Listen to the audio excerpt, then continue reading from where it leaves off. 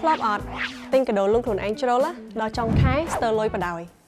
ឡូវនេះអ្នកអាចប្រើប្រាស់ឥណទាន Digital តាមអមរត Mobile ដើម្បីដោះស្រាយបញ្ហានេះស្នើរហូតបានតែដល់$1000ជាមួយនឹងកម្ចីបន្ថែមតាមរយៈអមរត Mobile ងាយស្រួលស្នើកម្ចីអនុម័តដោយស្វ័យប្រវត្តិទទួលបានឥណទានភ្លាមៗទទួលបានប្រាក់កម្ចីដែលមិនចាំបាច់បិទគណនីបញ្ញាមានការកំណត់របស់អ្នកទាំងអស់គ្នាជាមួយនឹងកម្ចីធានាដោយគណនីមានការកំណត់តាមអមរត Mobile ទទួលបានកម្ចីភ្លាមៗទៅជាងតែ1នាទីស្នើនឹងទទួលបានឥណទានភ្លាមៗតាមរយៈអមរត Mobile កាន់តែពិសេសឥឡូវនេះរាល់ការស្នើកម្ចីបន្ថែមនិងកម្ចីធានាដោយគណនីមានការកំណត់របស់អមរត Mobile អ្នកទាំងអស់គ្នានឹងមានឱកាសក្នុងការឈ្នះរង្វាន់ម៉ូតូ Kizumi Teddy Eco Bike ចំនួន3រង្វាន់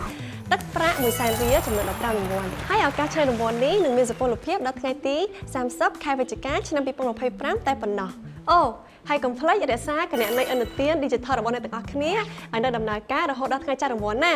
សម្រាប់ព័ត៌មានបន្ថែមអ្នកទាំងអស់គ្នាអាចតាក់ទងទៅតាមលេខទូរស័ព្ទខាងក្រោមនេះឬទៅកាន់សាខាអមរិតដែលនៅជិតអ្នកទាំងអស់គ្នាក៏បានដែរ